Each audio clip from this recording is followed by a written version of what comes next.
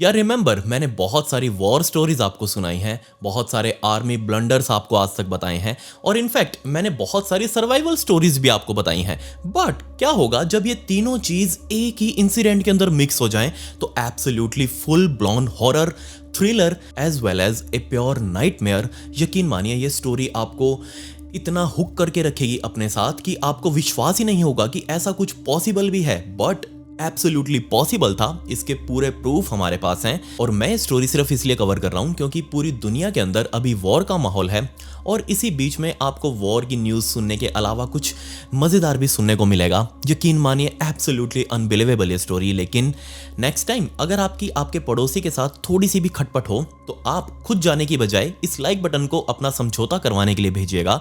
मैंने सुना है इसको दबाते ही किसी का भी समझौता हो जाता है, प्यार मिल जाता है। एंड दूसरा, अगर फिर भी लड़ाई शांत ना हो तो इस सब्सक्राइब बटन को अपना असिस्टेंट बनाकर जरूर भेज दीजिएगा, बात बन जाएगी। कमेंट्स में पिक में लिख दें और साथ ही अपने Q&A के सवाल पूछना आप जारी रखें। आज बहुत ही मज़ेदार सवाल आप लोगों ने पूछे हुए हैं, सो आज की वीडियो के अंदर मैं वो कवर जरूर करूंगा। Let's dive in.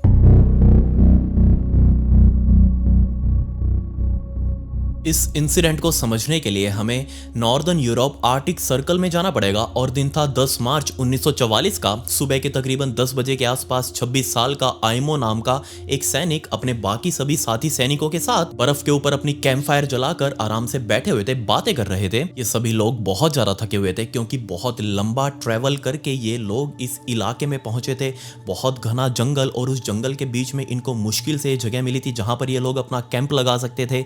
इन सैनिकों की पूरी टुकड़ी को इतना टाइम नहीं था कि बीच रास्ते में कहीं रुक कर ये अपने लिए खाना वाना बना ले। बिना सोए बिना रुके ये सारे लोग यहाँ पर पहुंचे थे 2 दिनों का ट्रैवल करके और अब फाइनली इनको थोड़ा सा मौका मिला था रिफ्रेश होने का। यहाँ पर इन लोगों ने अपना कैंप लगाया और आयमो, जिसके पास में एक छोटा सा पतीला रखा हुआ था, उसने साइड से बर्फ उठा कर उस पतीले के अंदर दबानी शुरू कर दी ताकि वो इस पतीले को आग के ऊपर रखकर इस बर्फ को पिघला सके और अपने साथी सैनिकों के लिए चाय वगैरह बना सके। ये सारे लोग वैसे तो फिनलैंड आर्मी के थे बट अभी करंट में 1944 के मार्च महीने में ये मिलिट्री जर्मनी के साथ अपना अलायंस बना चुकी थी। ये सभी लोग मिलकर एक साथ युद्ध कर रहे थे। इसलिए नहीं कि ये लोग नाज़ी लोगों को पसंद करते थे, नहीं, बल्कि इन दोनों का, फिनलैंड और जर्मनी, इन दोनों का दुश्मन एक था और वो था सोवियत। इसलिए ये लोग एक साथ मिलकर अब सोवियत के खिलाफ युद्ध करने वाले थे। एंड जिस जगह पर अभी ये लोग बैठे हुए थे अपना एक कैंप लगाकर, इस इलाके को कहा जाता था लैपलैंड।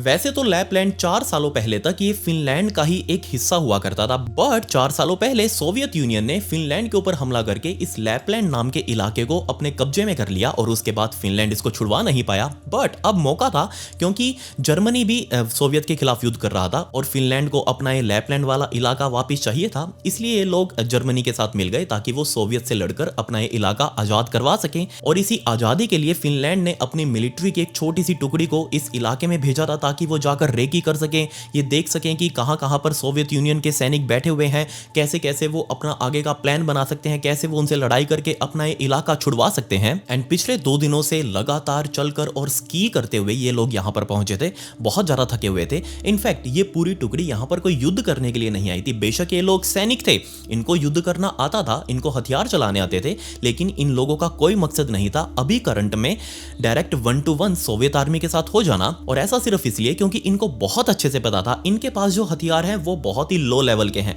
जबकि दूसरी साइड सोवियत, उसकी आर्मी बहुत ज्यादा बड़ी, उसके पास बहुत ही एडवांस उस टाइम के हथियार मौजूद थे और अगर वो उनके साथ भिड़ गए तो उस टाइम पर कुछ भी हो सकता था कि ये पूरी टुकड़ी यहीं पर मर जाए। अगर किसी भी सोवियत मिलिट्री ने उनके ऊपर हमला कर दिया तो इनका बच पाना मुश्किल था। लेकिन अभी 2 दिनों के अंदर जब ये चलकर आए थे, अपने मेन कैंप बेस से चलकर यहां लैपलैंड तक पहुंचे थे, इन 2 दिनों में उनको कोई भी सोवियत यूनियन का कोई कैंप बेस नहीं दिखा, कोई भी सोवियत यूनियन का सैनिक नहीं दिखा। इसलिए ये लोग खुश थे कि चलो ठीक है, अभी तक तो माहौल सब कुछ शांत है और हमें युद्ध करना भी नहीं है, हम सिर्फ यहां पर निगरानी रखेंगे कि कौन कौन कहां पर मौजूद है। सो आयमो ने अपने उस पतीले के अंदर लकड़ी की डंडी मारनी शुरू कर दी ताकि वो बर्फ जल्दी से इस आग के ऊपर पिघल जाए और वो चाय जल्दी से बनाकर अपने सैनिकों को दे सके, खुद भी पी सके, क्योंकि इनको ठंड बहुत ज्यादा लग रही थी, नींद बहुत ज्यादा आ रही थी। और तभी इससे पहले कि चाय बन पाती इनको बहुत ही लाउड गोलियां चलने की आवाजें सुनाई दी। सभी लोग जो यहाँ बैठे हुए थे इन्होंने चारों तरफ देखना शुरू कर दिया कि आखिर ये गोलियां चल कहां से रही हैं। और तभी इस पूरी टुकड़ी का कमांडर उसने सबको आवाज लगाई कि चलो फटाफट यहां से भागो भागो, हम यहां नहीं युद्ध कर सकते। और जो जहां जिस पोजीशन में मौजूद था, कुछ सैनिक अभी यहां अपना कैंप बांध रहे थे, उन्होंने अपने कैंप को छोड़ा। जो यहां पर बाहर बैठे हुए थे आग के आसपास जो चाय बना रहा था आइमो, उसने भी अपना सारा तामझाम यहीं पर छोड़ा और ये सारे लोग इधर उधर भागने की अब फिराक में थे। एंड तभी सभी का ध्यान लेफ्ट साइड में मौजूद बड़े से पहाड़ की ढलान पर गया और उन्होंने देखा कि तकरीबन 1.5 से 2 किलोमीटर दूर एक बहुत बड़ी सोवियत बटालियन की टुकड़ी उनकी तरफ भागी आ रही है। लिटरली वो बर्फ के ऊपर स्लाइड करते हुए उनके ऊपर गोलियां चला रहे थे। ये कोई रैंडम डायरेक्शन में गोलियां नहीं चल रही थी, एग्जैक्ट सोवियत की आर्मी ने इस फिनलैंड वाली आर्मी के ऊपर एम किया हुआ था, वो इसी डायरेक्शन में गोलियां चला रहे थे, जिसका मतलब साफ था कि उन लोगों ने इनको देख लिया है और अब ये इनको नहीं छोड़ेंगे। अब बेशक ये लोग भी सैनिक थे, इन लोगों को ऐसी सिचुएशन के लिए ट्रेंड किया गया था, इन लोगों को हथियार चलाना सिखाया गया था, इनके पास खुद भी हथियार थे, लेकिन इस पोजीशन में नहीं थे ये लोग कि इनके साथ लड़ सके, क्योंकि सामने वाली पार्टी के पास बहुत ही एडवांस हथियार थे। और दूसरी तरफ आयमो, उसके माइंड में एक अलग ही भसड़ चल रही थी। असल में जब वो आर्मी के अंदर भर्ती हुआ था कुछ सालों पहले, तब उसने अपने 6 भाई बहनों में, वो सबसे बड़ा था, उसने 6 के 6 भाई बहनों से कहा था कि देखो मैं आर्मी के अंदर तो जा रहा हूं, लेकिन मैं मरूंगा नहीं और तुम सबके पास वापस जिंदा आऊंगा अपने देश की रक्षा करते हुए, इस बात का मैं तुमसे प्रॉमिस करता हूं। और ये प्रॉमिस इस टाइम पर आइमो के माइंड में चल रहा था।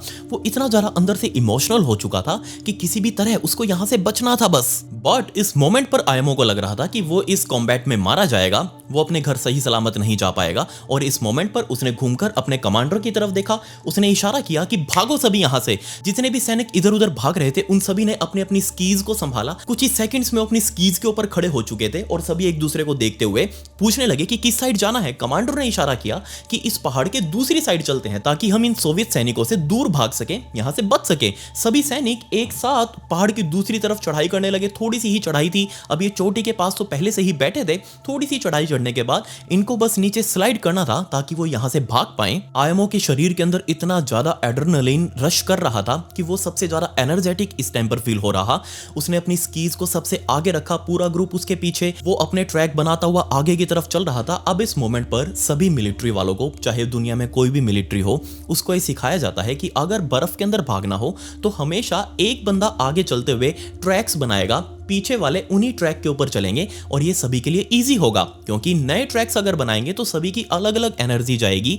एक बंदा आगे ट्रैक बनाता हुआ चलेगा और पीछे वाले उसी ट्रैक को फॉलो करते हुए वहां से भागेंगे। अब आयमो भी ऐसा ही कुछ कर रहा था। आयमो अपनी स्की से आगे स्की करते हुए नए ट्रैक्स बना रहा था, पीछे वाले उसको फॉलो करते हुए आगे आगे आ रहे थे। बट इस एड्रेनलिन के रश के साथ आयमो के शरीर में बहुत ज्यादा थकान भी थी, क्योंकि पिछले 2 दिनों से वो लगातार स्कीइंग करते हुए यहां तक पहुंचे थे। अभी उन्होंने चाय पी भी नहीं थी कि दोबारा उनको भागना पड़ गया, लेकिन फिर भी वो जैसे तैसे अपने हाथ मारते हुए आगे की तरफ बढ़ रहा था। पीछे से गोलियां आकर साइड में बर्फ के लग रही हैं, उनमें से किसी को नहीं लगी, अभी तक किस्मत की बात थी ये।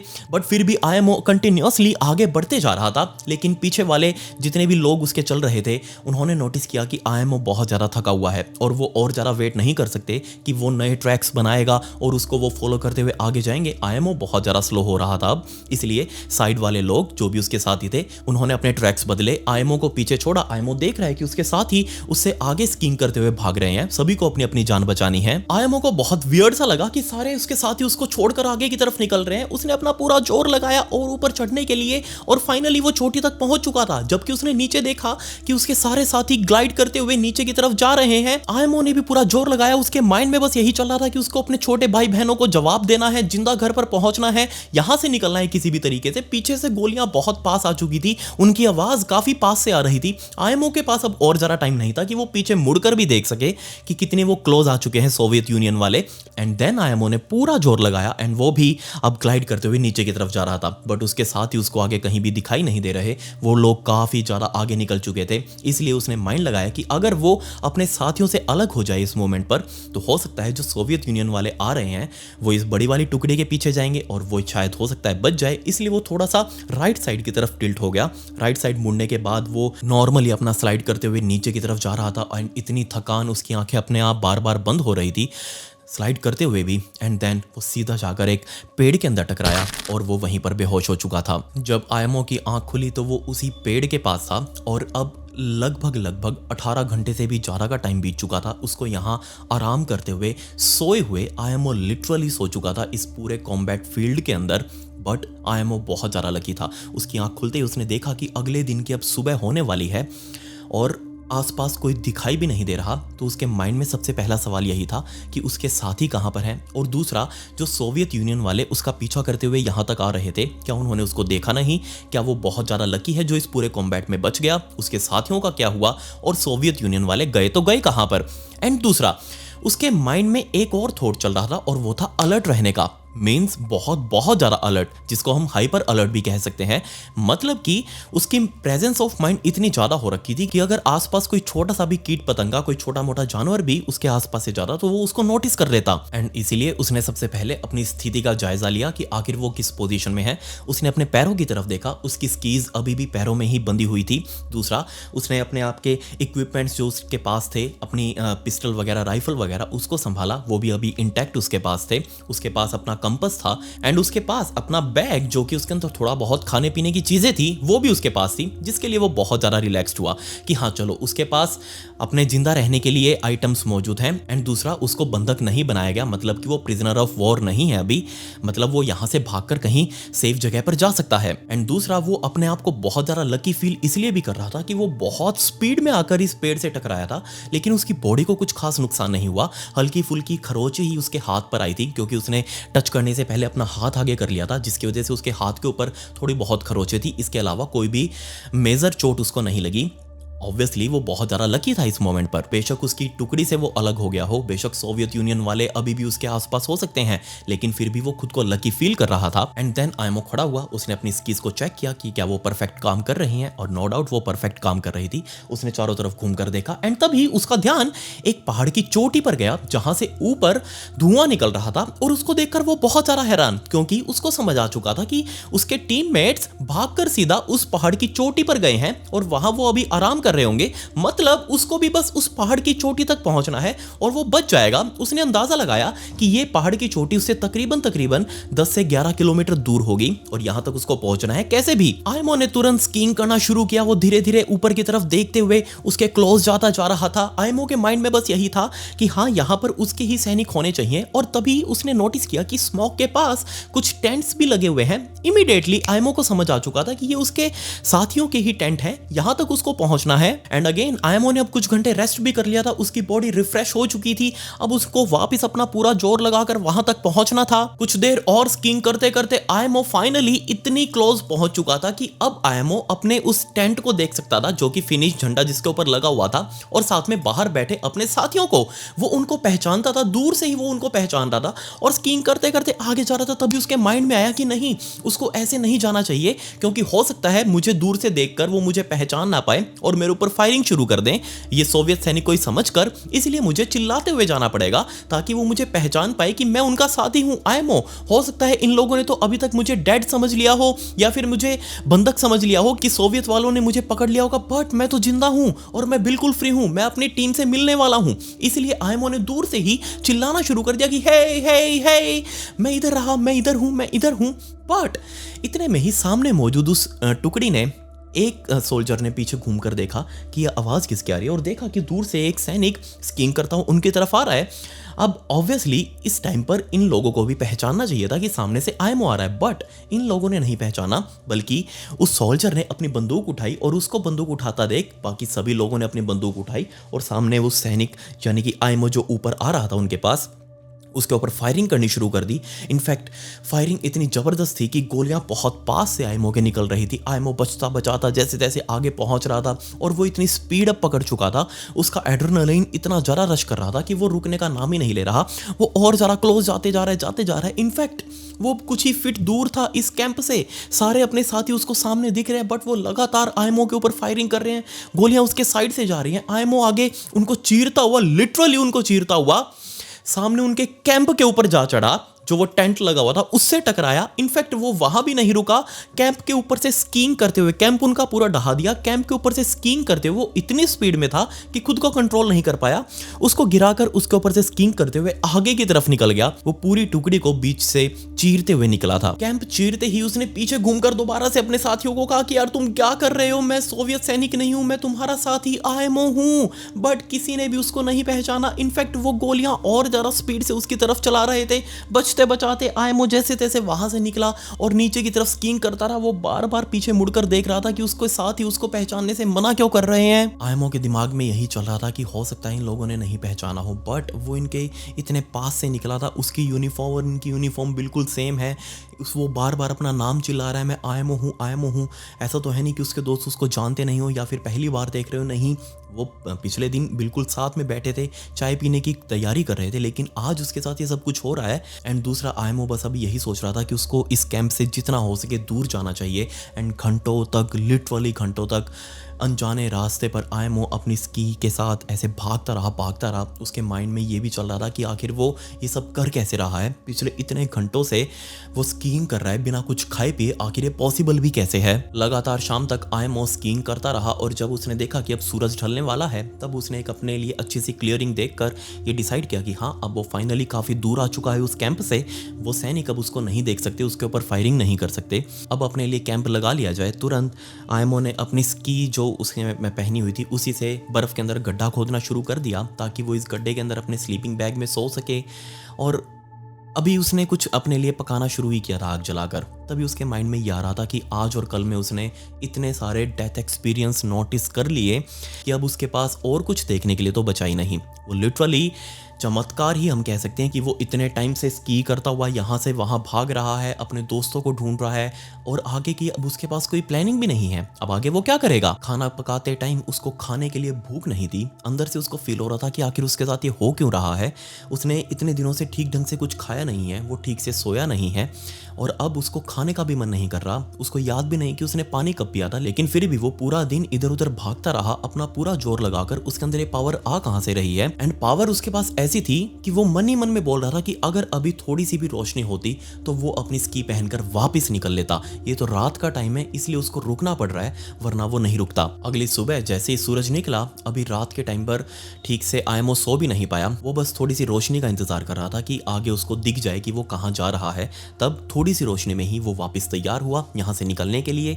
बेशक उसने कुछ ठीक से खाया पिया नहीं था, कुछ ठीक से वो सोया नहीं, लेकिन फिर उसने अपना कंपास निकाला। एक डायरेक्शन उसने चूज करी कि उसको वेस्ट साइड में जाना है। कुछ भी हो जाए उसको अपनी डायरेक्शन नहीं छोड़नी। अगर वो वेस्ट साइड में जाता रहेगा तो वो फाइनली फिनलैंड पहुंच जाएगा, वहां अपने घर वालों से मिलेगा, अपने ग्रुप से रीग्रुप हो जाएगा। तब उसने वापस अपनी स्कीइंग करनी शुरू करी एंड घंटों तक वही पूरा दिन वो स्कीइंग करता रहा, एक ही डायरेक्शन में आगे चलता रहा। एंड पूरा दिन स्कीइंग करने पर उसको एक बंदा तो छोड़िए, कोई जानवर तक नहीं दिखा। ना ही कोई सैनिक दिखा, ना ही कोई कैंप, ना ही कोई सोवियत यूनियन के कोई सैनिक, ना ही कोई मिलिट्री वगैरह के हेलीकॉप्टर्स वगैरह, उसको कुछ भी वहां पर नहीं दिखे। बस था तो बहुत घना जंगल, आर्कटिक सर्कल का विल्डरनेस जिसको हम प्योरली कह सकते हैं, घना जंगल और साइड में बहुत ही बड़े बड़े बर्फ के मैदान, और इनके ऊपर वो अकेला स्कीइंग करते हुए आगे की तरफ भाग रहा था। अब दोबारा से रात होने वाली थी। दोबारा से आईएमओ को अपने लिए एक कैंप लगाने के लिए कोई अच्छी सी जगह ढूंढनी थी जहां पर वो रात बिता सके, अपने लिए खाना पका सके। और तभी आगे चलते चलते उसने नोटिस किया कि एक पहाड़ की चढ़ाई के ऊपर कोई छोटी सी रोशनी है जो ऊपर की तरफ जा रही है। और क्लियरली ये उसके लिए बहुत ही बड़ा साइन था एक लाइफ के होने का आसपास, क्योंकि अभी तक उसको पूरा दिन में एक भी इंसान नहीं दिखा, एक भी जानवर नहीं दिखा। सो ये उसके लिए एक बहुत बड़ा सरप्राइज था। वो तुरंत भागकर उस लाइट की तरफ जाने लगा, इस उम्मीद में कि यहाँ उसको मदद मिल जाएगी, यहाँ उसको कुछ ठीक ढंग से रहने के लिए जगह मिल जाएगी। वो भागते भागते उस जगह पर गया। दूर से उसने नोटिस किया कि ये रोशनी जहां से आ रही है ये तो असल में लालटेन है, जो उसके जैसे ही सैनिक, फिनिश सैनिक स्पेशली, वो इस्तेमाल करते हैं। मतलब साफ था कि जो भी बंदा है इसका फिनिश आर्मी से कुछ लेना देना है, तो जरूर ये उसकी मदद करेगा। तुरंत भागकर आईएमओ अपनी स्कीइंग करते हुए उस डायरेक्शन डायरेक्शन में जाने लगा और अब उस आदमी के काफी पास आ चुका था जो लालटेन लेकर ऊपर की तरफ चढ़ाई कर रहा था। और जैसे ये आयमो उस तक पहुंचने वाला था, उसने दूर से नोटिस किया कि अरे बाप रे, ये तो उसका दोस्त मैडी है जो उसके साथ कल सुबह बैठकर चाय बना रहा था, इसकी मदद कर रहा था। और हो सकता है ये मैडी भी उस ग्रुप में भागा भागी के टाइम पर अपने ग्रुप से अलग हो गया हो और ये भी रास्ता भटक गया हो मेरी तरह। एंड फाइनली हम दोनों अब रियूनियन हो चुके हैं, अब हम दो हो जाएंगे तो हमें मदद ढूंढने में और भी आसानी होगी। लालटेन की रोशनी में मैडी को पहचानते ही उसने दूर से मैडी मैडी मैडी चिल्लाना शुरू कर दिया। बट मैडी ने जैसे पीछे घूमकर देखा आयमो उसकी तरफ आ रहा है। अब मैडी ने उसकी तरफ कोई भी गोलियां चलानी शुरू नहीं की, जो आयमो के लिए बहुत अच्छी बात थी कि फाइनली कोई तो है जो उसको पहचान रहा है, कोई तो है जो उसको अपना मान रहा है। धीरे धीरे धीरे मैडी मैडी चिल्लाते हुए आयमो मैडी तक पहुंचा। बट मैडी ने दूर से इशारा किया कि शांत हो जाओ, बिल्कुल आवाज मत निकालो और नीचे लेट जाओ। मैं भी बहुत धीरे धीरे ऊपर जा रहा हूं, तुम भी बहुत धीरे धीरे मेरे साथ ऊपर चलो। आयमो ने मैडी से पूछा कि आखिर क्या हुआ, तो हम इतनी धीरे धीरे बात क्यों कर रहे हैं, हमारे आसपास तो कोई भी नहीं है। बट मैडी के कहने पर आयमो उसके साथ नीचे ग्राउंड पर लेट गया। एंड फर्स्ट टाइम था जब उसको एक्चुअल में नींद आ रही थी, बहुत ज्यादा नींद आ रही थी। एंड मैडी के साथ आयमो उस ग्राउंड के ऊपर लेटते ही सो चुका था। उसने ना अपने लिए कोई खाना पकाया, ना ही अपने लिए गड्ढा खोदा जिसके अंदर वो स्लीपिंग बैग डालकर आराम से सो सके। नहीं, वो बस ऐसे ही अपने स्कीइंग वाले बूट्स पहनकर उसी बर्फ के ऊपर ही खुले आसमान के नीचे सो चुका था। एंड जब सुबह आयमो की आंखें खुली तो वो बिल्कुल अकेला था। उसने चारों तरफ घूमकर देखा कि उसका दोस्त मैडी वो कहाँ गया, वो उसके साथ ही तो रात को सोया था। और अगर वो रात को कहीं गया है तो उसने मुझे क्यों नहीं जगाया अपने साथ जाने के लिए, मैं यहाँ अकेला क्या कर रहा हूँ। एंड इनफैक्ट जब उसने अपना सामान संभाला तो उसका सामान उसके पास नहीं था, उसकी राइफल, उसका बैकपैक, कुछ भी नहीं था उसके पास। सो खुद को वापिस से गुम हुआ मानकर आयमो दोबारा से खड़ा हुआ और अगेन अपनी स्कीइंग के थ्रू उसी पहाड़ के ऊपर जहां पर उसने चढ़ना शुरू किया था उस लालटेन को देखकर वापस उसे स्कीइंग करते हुए नीचे की तरफ आया। स्कीइंग करते करते आयमो के दिमाग में बस यही चल रहा था कि नहीं, वो बहुत ज्यादा हेलुसिनेट कर रहा है। शायद हो सकता है कि वो रात को मैडी के साथ था ही नहीं, शायद हो सकता है उसने हेलुसिनेट किया हो, या फिर हो सकता है उसने सामान अपना बीच में कहीं गिरा दिया हो। बिल्कुल ही वो अपने दिमाग के कंट्रोल में नहीं है, उसको पता ही नहीं कहाँ जा रहा है, वो क्या कर रहा है, रेस्ट कर रहा है नहीं कर रहा, खा रहा है नहीं खा रहा, कुछ भी उसकी बॉडी के साथ क्या हो रहा है इस बात का कोई भी आइडिया बेचारे आयमो को था ही नहीं। चलते चलते उसके माइंड में बस एक ही ख्याल चल रहा था कि यही उसका एंड होने वाला है। अब कभी भी वो रुक जाएगा कहीं पर एंड उसके पास कुछ भी नहीं है जिंदा रहने के लिए, खाना वो पका नहीं सकता, उसके पास खाने के लिए कुछ नहीं है, रहने के लिए छत नहीं है, कहीं ना कहीं उसकी मौत हो जाएगी। बट इस टाइम पर जहाँ वो चल रहा है, स्की कर रहा है, अभी जब तक वो मरेगा उस टाइम से लेकर अभी तक के बीच में अगर कोई उसे देख ले तो यही उसका लास्ट मौका हो सकता है कि कोई उसे देख ले, कोई उसे बचाने के लिए आ जाए, कोई उसको रेस्क्यू कर ले, वरना वो कहीं पर ऐसे ही वीराने में बर्फ के अंदर मर जाएगा और उसकी बॉडी कई सालों बाद मिलेगी। ऐसे ऐसे थॉट्स आयमो के माइंड में आ रहे थे। आयमो आगे की तरफ स्कीइंग करता रहा एंड करता ही रहा आने वाले दिनों तक। मैं घंटों की बात नहीं कर रहा, दिनों तक। मन करा तो बीच में वो बैठ गया, लेकिन वापस एक ही डायरेक्शन में, उसके पास सिर्फ उसका कंपस ही बचा था, बाकी कुछ भी नहीं था। उस कंपस के थ्रू एक ही डायरेक्शन में वो स्की करता ही रहा। एंड तभी सडनली कई दिनों तक लगातार स्कीइंग करने के बाद उसने लिटरली बीच में पानी की जगह बर्फ खाई है, उसको पिघलाकर मुंह में ही अंदर उसको निगला है। यहीं से उसकी पानी की जरूरत पूरी हो रही थी। कई दिनों तक ऐसे ही करने के बाद सामने उसको फाइनली एक बिल्डिंग दिख रही थी। अभी उसने इस बिल्डिंग को बहुत दूर से देखा था, उसको नहीं पता था कि ये बिल्डिंग मिलिट्री की बिल्डिंग है, कोई सिविलियन बिल्डिंग है, ये जर्मनी की है, फिनिश है, या फिर कोई सोवियत की बिल्डिंग है। इसके अंदर क्या है, कोई लोग है भी या नहीं, उसको कोई आइडिया नहीं था। बस उसको उम्मीद थी कि हो सकता है वो इस बिल्डिंग तक पहुंच जाए तो वो बच जाए, हो सकता है ये सोवियत की बिल्डिंग हो, अंदर लोग उसको पकड़कर सोवियत सैनिक उसको मार दें, बट वो मौत ज्यादा अच्छी होगी। इस तरीके से वीराने में घूमते हुए वो मौत ज्यादा अच्छी होगी, वो इसकी एक बार में जान ले लेंगे, यहां वो तड़प तड़प कर मरेगा। एंड धीरे धीरे उस तक पहुंचने के बाद जब वो काफी क्लोज आ चुका था इस बिल्डिंग के, तब उसने नोटिस किया कि एक्चुअल में ये एक मिलिट्री बिल्डिंग है और ये एक जर्मनी की मिलिट्री बिल्डिंग है। मतलब वो स्कीइंग करते करते अपने देश का बॉर्डर क्रॉस करके, सोवियत से भी हटकर पूरे फिनलैंड को क्रॉस करके जर्मनी के टेरिटरी के अंदर घुस चुका था, और ये एक जर्मनी मिलिट्री बिल्डिंग है। एंड रिमेंबर, मैंने आपको बताया था कि इस टाइम तक आते आते फिनलैंड और जर्मनी आपस में अलाइड हो चुके थे, एक बन चुके थे, क्योंकि इनका दुश्मन एक था सोवियत यूनियन। मतलब साफ था कि अगर वो इस जर्मनी की मिलिट्री बिल्डिंग तक पहुंच जाए तो वो बच जाएगा, यहां पर उसको लोग मिलेंगे जो उसकी हेल्प करेंगे, उसको रेस्क्यू कर लेंगे। इसी एक्साइटमेंट में अगेन आयमो ने अपनी स्कीइंग के पेडल्स को मारना शुरू कर दिया एंड धीरे धीरे धीरे वो उस बिल्डिंग के और क्लोज जाता जा रहा रहा था। एंड जब वो फाइनली काफ़ी क्लोज पहुंच गया तब वो एक पॉइंट पर रुका जायज़ा लेने के लिए कि कहीं कोई ये ट्रैप तो नहीं, कहीं वो इसको हेलुसिनेट तो नहीं कर रहा, कहीं उसका कोई भ्रम तो नहीं, मृग तृष्णा जिसको हम कहते हैं कहीं वो तो फील नहीं कर रहा। बट नहीं, एक्चुअल में सामने जर्मनी मिलिट्री बिल्डिंग थी। उसने रुककर अपने पैरों से अपनी स्कीज को बाहर निकाला क्योंकि वो अंदर इस बिल्डिंग में पैदल ही जाना चाहता था। वो बीच में काफ़ी सारे वो फेंसेस वगैरह लगाई हुई थी तो वो सीधा तो जा नहीं सकता था स्की के थ्रू। तो सो उसने बीच में रुककर अपनी स्कीज को उतारा, अपने हाथ में लिया और पैदल ही इस बिल्डिंग के अंदर घुसने लगा। बट वो जब इसके मेन डोर के पास बस पहुंचने वाला था, कुछ ही फुट दूर था, तभी उसको एक बहुत जोर का धमाका सुनाई दिया। इतना जोर का कि लिटरली पूरा आईएमओ हवा में उड़कर दूर जाकर गिरा एंड गिरते ही आईएमओ बेहोश हो चुका था। जब उसकी आंखें खुली तो उसने खुद का होश संभाला। खुद वो उठना चाह रहा था लेकिन उठ नहीं पाया और जब उसने नीचे झुककर देखा तो एक्चुअल में उसका एक पैर एब्सोल्युटली गंदी कंडीशन में था। उसकी हड्डियां बाहर निकल चुकी थी, मांस के लोथड़े बाहर लटक रहे थे,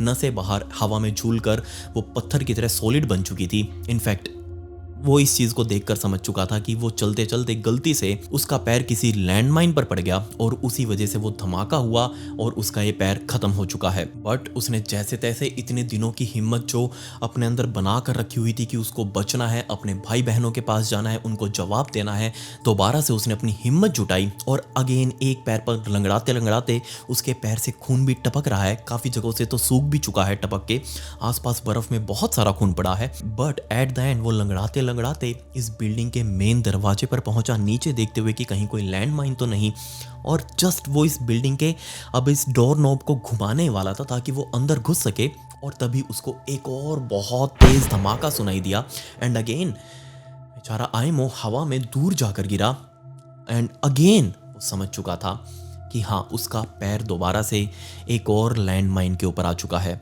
अब उसका दूसरा पैर भी बिल्कुल वैसी ही कंडीशन में था जैसे उसका पहला पैर हो चुका था। दूसरे पैर के भी मांस के लोथड़े बाहर लटक रहे थे, खून उससे अभी निकलना शुरू हो चुका था बहुत तेजी से, नसें बाहर फटकर आ चुकी थी, हड्डियां बाहर दिख रही थी। बट सरप्राइजिंगली आईएमओ को अभी भी कोई दर्द फील नहीं हो रहा। क्या वो ये सारा कुछ हेलुसिनेट कर रहा था? नहीं, ये एक्चुअल में रियलिटी थी। उसके दोनों पैर अब बर्बाद हो चुके थे बट 1% भी आईएमओ को दर्द फील नहीं हो रहा। वो बस अपने हाथों के सहारे पीछे की तरफ ऐसे खड़ा होकर थोड़ा सा अपने आप को आगे इंक्लाइन करके ऐसे देख रहा है उस बिल्डिंग को। उसके पैर दोनों खत्म हो चुके हैं, खून निकल रहा है उनसे भयंकर। वो कभी भी मर सकता है, अभी तक तो नहीं मरा, कभी भी मर सकता है किसी भी मोमेंट पर। तब उसने नोटिस किया कि यार ये 2 धमाके हो चुके हैं, अभी तक कोई भी बंदा इन धमाकों की आवाज़ सुनकर इस बिल्डिंग से बाहर नहीं आया देखने के लिए कि क्या बीमारी है। ना ही इस बिल्डिंग की छत के ऊपर जो वॉच टावर बना हुआ है इसमें से कोई उसको देखने के लिए आया, ना ही किसी ने उसके ऊपर फायरिंग करी। मतलब साफ था कि ये जो बिल्डिंग सामने वो देख रहा है, जिसकी उम्मीद लेकर वो आया था कि यहाँ उसको रेस्क्यू कर लिया जाएगा, मतलब ये बिल्डिंग अब लावारिस पड़ी हुई है। इसके अंदर कोई भी नहीं है जो उसकी मदद कर दे, उसको रेस्क्यू कर ले। सो खुद को कुदरत के हाल पर छोड़ते हुए सामने उस बिल्डिंग को देखते हुए अब उसके अंदर दोबारा हिम्मत नहीं थी कि वो उठकर यहाँ से जाए और इस बिल्डिंग में कुछ तहकीकात करे या फिर खुद के लिए शेल्टर ले। नहीं, वो उठ के जा ही नहीं सकता था, उसके पैरों में इतना दम नहीं था। सो आईएमओ ने हार मानी और जस्ट वो नीचे सिर करके लेट गया आराम से। कई दिनों तक, आने वाले कई दिनों तक वो बस आंखें खोल कर ये देखता रहा। सूरज उगता है, वापस चला जाता है, चांद आता है, वो भी चला जाता है एंड ये चांद सूरज अप एंड डाउन ऐसे चलता ही रहा। लेकिन अभी तक आईएमओ मरा नहीं, वो अभी भी जिंदा था। बेशक उसने इतने दिनों से कुछ खाया नहीं था, पानी की जगह वो बस उठा के साइड में से बर्फ मुंह में डाल लेता, इसके अलावा और कुछ भी नहीं। एंड फाइनली कुछ दिनों तक ये सारा खेल देखने के बाद वो अभी भी जिंदा था, मरा नहीं था। उसका खून लगभग शरीर से निकल चुका था लेकिन मिरेकुलसली वो अभी तक जिंदा था। एंड तभी एक दोपहर उसने देखा कि सामने उसके एक प्लेन जा रहा है। अब उसको पता नहीं था कि वो हेलुसिनेट कर रहा है या फिर ये एक्चुअल में प्लेन है, लेकिन वो प्लेन वापस आया। दोबारा से आईएमओ ने उस प्लेन को देखा लेकिन अभी भी उसको विश्वास नहीं हुआ कि ये उसका सपना हो सकता है या फिर ये रियलिटी है। वो प्लेन वापस आया एंड अब की बार तो और ज़्यादा क्लोज आ चुका था। इनफैक्ट इतना क्लोज कि आईएमओ ने नीचे लेटे लेटे पीछे घूमकर देखने की भी कोशिश नहीं करी कि पीछे कुछ है या नहीं। बट उसने आवाज़ सुनी कि वो प्लेन उसके पास ही कहीं लैंड हुआ है एंड उसमें से बहुत सारे लोग बाहर निकले हैं एंड उसके पास आकर चारों तरफ खड़े होकर फिनिश लैंग्वेज में बात कर रहे हैं। जैसे ही आईएमओ ने अपनी आँख खोली, वो आवाज़ें सुनी, फिनिश लैंग्वेज सुनी, तब उसको रियलाइज़ हुआ कि ये तो मेरी लैंग्वेज है। और विश्वास अभी भी नहीं हो रहा था कि ये सच है या फिर ये हेलुसिनेट कर रहा है, ये लोग सच में यहाँ पर खड़े हैं नहीं। एंड तब एक स्ट्रेचर पर आईएमओ को उठाकर उन लोगों ने रखा विश्वास अभी भी आयमो को नहीं हो रहा था एंड वो स्ट्रेचर सीधा उस प्लेन के अंदर गया। वो प्लेन वहाँ से वापस टेक ऑफ हो चुका था एंड थोड़ी देर बाद वो प्लेन एक हॉस्पिटल के ग्राउंड में लैंड हुआ एंड आयमो को उस हॉस्पिटल के अंदर शिफ्ट किया गया। वो लोग जो अभी अभी आयमो को रेस्क्यू करके लेके आए थे वो उसके बेड के चारों तरफ खड़े थे।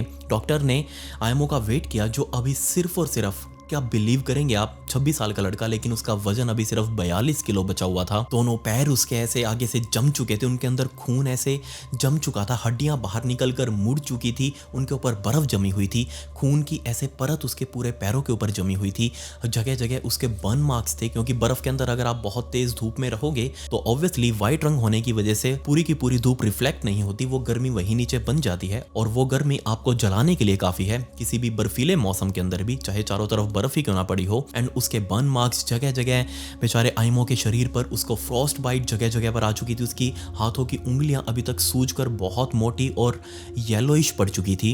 लेकिन डॉक्टर्स के लिए सारी बातें सरप्राइजिंग नहीं थी। उनको जो सरप्राइजिंग लगा वो था बेचारे आयमो का हार्ट। इसका हार्ट एक्चुअल में 205 बीट्स पर मिनट की रफ्तार से धड़क रहा था। एग्जाम्पल के लिए हमारा normal heart 72 beats per minute की स्पीड से धड़कता है, जिसको हम दिल की धड़कन कहते हैं। बट उस टाइम पर, जिस टाइम पर वो बेड के ऊपर लेटा हुआ था, कुछ भी नहीं कर रहा, वो उसको कोई सांस नहीं चढ़े हुए, लेकिन फिर भी आयमो का दिल 205 बीट्स पर मिनट की स्पीड से धड़क रहा है। और डॉक्टर्स ने क्लियरली बोल दिया कि नहीं, ये स्पीड तो पॉसिबल ही नहीं है, इतना प्रेशर तो हार्ट झेल ही नहीं सकता, वो एक्सप्लोड कर जाएगा, उसकी नसें फट जाएगी, ब्रेन स्ट्रोक आ जाएगा, हेमरेज आ जाएगी जगह जगह पर, ये पॉसिबल भी कैसे है। लेकिन फिर भी आयमो बिल्कुल शांत, उसका हार्ट 205 की बीट पर धड़क रहा है। दूसरी दिक्कत ये थी कि डॉक्टर्स जो उसको दवाई दे रहे थे उसकी हार्ट बीट को कंट्रोल करने की, वो दवाइयां उसके ऊपर काम नहीं कर रही। डॉक्टर्स ने उससे पूछा कि तुम्हारा दिल इतना क्यों धड़क रहा है, क्या तुमने कुछ ऐसा खाया पिया है या फिर कोई ऐसा माल वगैरह पिया है जो तुम्हारे साथ ये सब कुछ हो रहा है। बट आयमो उस टाइम पर बिल्कुल साइलेंट रहा एंड कुछ देर शांत रहने के बाद आयमो ने डॉक्टर्स को कुछ ऐसा बताया जिसने सारी सिचुएशन को एक्सप्लेन कर दिया कि आखिर आयमो के साथ क्या हुआ था। एंड बिलीव मी, आपको ये स्टोरी का एंड लग रहा होगा, लेकिन नहीं, अभी इसके अंदर एक बहुत भयंकर ट्विस्ट बाकी था और जब आप उसको सुनेंगे तो आप भी कहेंगे कि अनबिलीवेबल। जिस टाइम पर ये सब कुछ हो रहा था ना आयमो के साथ, उस टाइम पर आयमो इस पूरी दुनिया का, उस टाइम पर जितने भी लोग, जितने भी जानवर इस दुनिया में जीवित होंगे, उस टाइम का सबसे एनर्जेटिक इंसान होगा आयमो। लिटरली जो जिंदा बचा एंड जिसने सब कुछ एक्सप्लेन किया। सो जैसे ही उस दिन सुबह सुबह सोवियत आर्मी वालों ने इनके कैंप के ऊपर हमला किया था और उसके कमांडर ने कहा था कि यहाँ से भागो, और आयमो अपना सारा तामझाम उठाकर अपने दोस्तों के साथ, जितने भी साथी थे, उन सबसे आगे भागने लगा, क्योंकि रिमेंबर उसके माइंड में जिंदा रहना घुसा हुआ था कि किसी भी तरीके से यहाँ जिंदा बच के अपने भाई बहनों के पास जाना, उनको जवाब देना है कि वो वापस आ गया है। इसके लिए वो इतना एनर्जेटिक था कि वो सबसे आगे आगे भागने लगा। बट जिस स्पीड से वो आगे भाग रहा था वो बहुत जल्दी थक चुका था अब, क्योंकि उसके माइंड में तो वही चल रहा है कि उसको यहाँ से तेज भागना है। इसीलिए उसने सोचा कि क्यों ना मैं थोड़ा सा एनर्जी बार, एनर्जी बूस्टर खा लूँ, जो कि आर्मी में दिया जाता है सबको। एंड ये सिर्फ दिया ही इसलिए जाता है ताकि ऐसी सिचुएशन में बिना थके बिना रुके वो लोग यहाँ से भाग सकें, और सबको इस बात का पता होता है कि इसको कब खाना है, कितना जरूरी है, कितना खाना है। एंड जैसे ही आयमो ने नोटिस किया कि उसके सारे टीममेट्स उससे आगे निकल चुके हैं, स्कीइंग करते करते, भागते भागते, उस टाइम पर आयमो ने अपनी जेब से निकालकर उस स्पेशल मिलिट्री की चीज को खाया। एंड इससे पहले कि वो चीज उसकी बॉडी के ऊपर काम कर पाती, उसको एनर्जी दे पाती, इतने में ही आयमो जाकर सीधा पेड़ से टकराया एंड वो वहीं पर बेहोश हो चुका था। बट जब उसको होश आया, उस टाइम तक उस एनर्जेटिक चीज ने इस आयमो की बॉडी के ऊपर अपना पूरा काम कर दिया था, जिस वजह से उसको वो एनर्जी मिल रही थी एंड वो लगातार दिनों तक भगता जा रहा था, नॉन स्टॉप भगे जा रहा है, रुक ही नहीं रहा। And in the main time उसको बहुत सारे डेथ एक्सपीरियंस हुए, नियर टू डेथ एक्सपीरियंस से उसके साथ, लेकिन वो फिर भी बचता जा रहा था, क्योंकि वो चीज़ लगातार उसकी बॉडी के ऊपर काम किए जा रही थी, लगातार वो उसको एनर्जी दे रही थी, वो उसको जिंदा रख रही थी। एंड जो चीज़ मिलिट्री में उस टाइम पर सैनिकों को दी जाती थी, उसको आज हम परवेटिन के नाम से जानते हैं। आई डोंट नो ये आज मिलिट्री में दी जाती है या नहीं, उस टाइम पर तो दी जाती थी। वर्ल्ड वॉर 2 में तो भयंकर इसको दिया गया था। एंड जब मैं बताऊंगा ना आपको कि परवेटिन होता क्या है, आप भी कहेंगे कि क्या सच में भी कि उस टाइम पर ऐसा होता था। बट हाँ, ये एब्सोल्युटली ट्रूथ था। जी हाँ, ये परवेटिन कुछ और नहीं बल्कि प्योरेस्ट फॉर्म ऑफ मेथाम्फेटामिन। जी हाँ, ये एक ड्रग है जो आज भी लोग इलीगल तौर पर, हमारे भारत की ही बात क्यों ना करूं मैं, जिसको हम मैथ कहते हैं, इसका बहुत बड़ा एक स्मगलिंग नेटवर्क है जो पूरी दुनिया में काम करता है और लोग इसको सिर्फ और सिर्फ नशे के तौर पर इस्तेमाल करते हैं। बट उस टाइम पर ये चीज़ सैनिकों को दी जाती थी क्योंकि इसके दो रीज़न हैं। एक तो ये सोने नहीं देती, इससे नींद नहीं आती, एंड दूसरा ये बहुत ज़्यादा एनर्जेटिक फील करवाती है इंसान को, एनर्जी बनी रहती है, कंटिन्यूअस एनर्जी।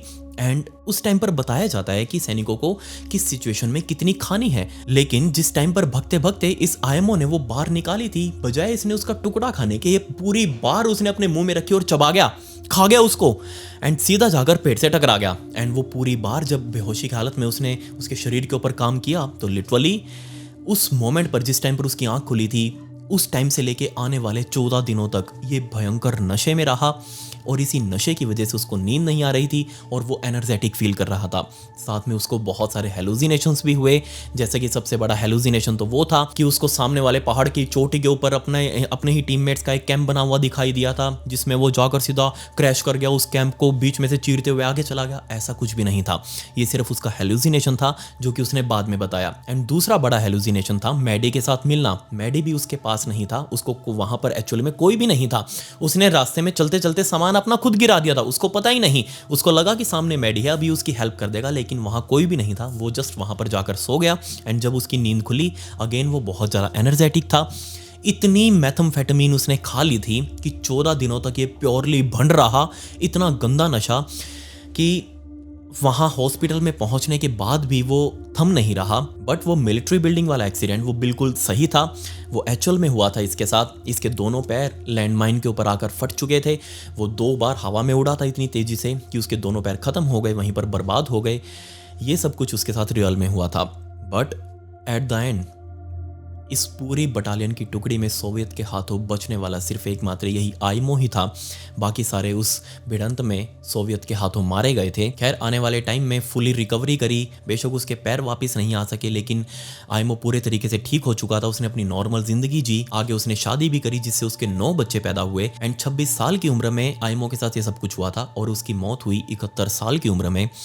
सोच कर देखिए कितना ज़्यादा अनबिलीवेबल सा था। ऐसे बहुत सारे वॉर स्टोरीज हैं, इंसिडेंट्स हैं, जब भी वॉर होते हैं ना तो ऐसे अनबिलीवेबल सी स्टोरीज निकल कर बाहर ज़रूर आती हैं।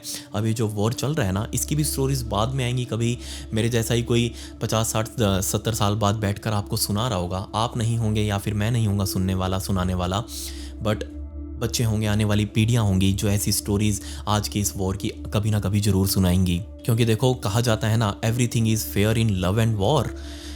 और वॉर के अंदर जीतने के लिए लोग कुछ भी कर सकते हैं, अलग अलग ट्रिक्स आजमाते हैं, अलग अलग प्लानिंग होती है उनकी, अलग अलग रोड मैप्स होते हैं, अलग अलग सिचुएशन में वो पड़ जाते हैं। इसीलिए बहुत सारी अनबिलीवेबल स्टोरीज वॉर से मुझे मिलती हैं। बट मुझे बुरा लगता है कि आप लोगों को वॉर स्टोरीज शायद थोड़ी कम पसंद आती हैं। अगर ऐसा है तो मुझे नीचे बताएं ताकि मैं आगे से इस बात के ऊपर ध्यान दूँ।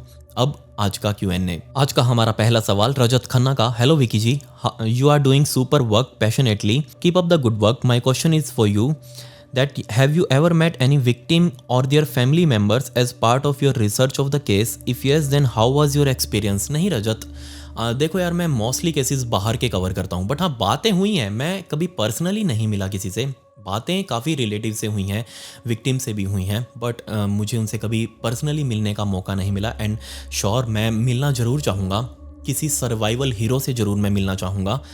मैंने आपको मैरियन बेट्स की स्टोरी सुनाई थी, रिमेंबर? मैरियन बेट्स की स्टोरी ऐसी है जो आज तक मुझे सबसे ग्रेटेस्ट सर्वाइवल स्टोरी लगती है, मैरियन बेट्स की।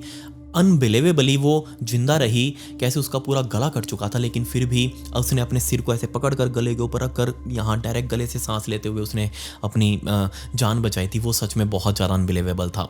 मैं ज़रूर उनसे मिलना चाहूँगा कभी मौका मिला तो। आज का हमारा दूसरा सवाल मर्जर्स का। बाबूजी please take my question, I am asking this from that time I have been seeing your videos from 5 to 6 years. Will you make any videos on Indian politics? Love you Vicky भाई, और मैं हर video को like करता हूँ। Thank you mergers. But Indian politics ये तो एक ऐसा ब्लंडर है जिससे मैं बहुत खुद को कोसों दूर रखता हूँ। मुझे कोई इंटरेस्ट नहीं है इंडियन पॉलिटिक्स के अंदर। बट हाँ, वोट का अपना सही इस्तेमाल करो, सही पार्टी जो आपको अच्छी लगती है उसको वोट दो। एंड अभी पश्चिम बंगाल के अंदर जो चुनाव आने वाले हैं, सो मैं अपने सभी वेस्ट बंगाल के व्यूअर से रिक्वेस्ट करूंगा, क्योंकि ऑब्वियसली मेरी वीडियोस बच्चे तो नहीं देखते, जो भी देखते हैं उनके वोटर आईडी कार्ड जरूर बने होंगे। सो प्लीज़ पोलिंग डे वाले दिन आप अपने पोलिंग बूथ के ऊपर जाकर वहाँ वोट जरूर करिएगा। ये आप सभी का कॉन्स्टिट्यूशनल अधिकार है एंड इसका आप यूज़ हमेशा करें। बट मुझे कोई इंटरेस्ट नहीं है ऐसी वीडियोस बनाने में। मैं बस देखता हूँ, मैं जियो पॉलिटिक्स को फॉलो जरूर करता हूँ, इंडियन पॉलिटिक्स में इतना कुछ खास इंटरेस्ट नहीं है मेरा। आज का हमारा तीसरा सवाल अमित फिटनेस का। Hello brother, I want to ask you one thing, why don't you upload videos on other channels now? I am your all subscriber. It's been 8 years since I have been watching your videos. I really like your videos. Thank you so much Amit. And देखो यार, time बहुत ही कम मिल पाता है, दूसरे और बहुत सारे काम हैं। मैंने जैसा कि आपको बताया कि कुछ ब्रांड्स हैं जो मैं ऑन करता हूं एंड वो प्रॉपरली ऑफलाइन मार्केट में काम करते हैं। एंड स्पेशली जो मैं जिसके ऊपर अभी मैं जिस ब्रांड के ऊपर काम कर रहा हूँ वो है एक ऑडियो ब्रांड। ऑडियो सिस्टम्स जो है वो मैं बनाता हूँ खुद, एंड उसके ऊपर मैं अभी पर्सनली काम कर रहा हूँ, इसलिए बहुत कम टाइम मिल पाता है एंड बहुत सारे फैमिली रीजंस भी हैं जिसकी वजह से टाइम नहीं मिल पाता। मैं यहाँ आता हूँ आप सभी के लिए, मुझे अच्छा लगता है एंड यही अभी चलने दो कुछ टाइम के लिए, बाकी आगे जरूर देखेंगे कोई नया प्रोजेक्ट होगा तो। आज का हमारा चौथा सवाल सूर्यांश शर्मा का। From where do you find these cinematic cases और is it your narration that makes it look like it? Thank you so much Suryansh. देखिए, सिनेमैटिक केसेस का क्या है कि मुझे नॉर्मल केसेस पसंद नहीं है। आपको पता है मेरी स्टोरीज में आपको ट्विस्ट मिलेगा ही मिलेगा।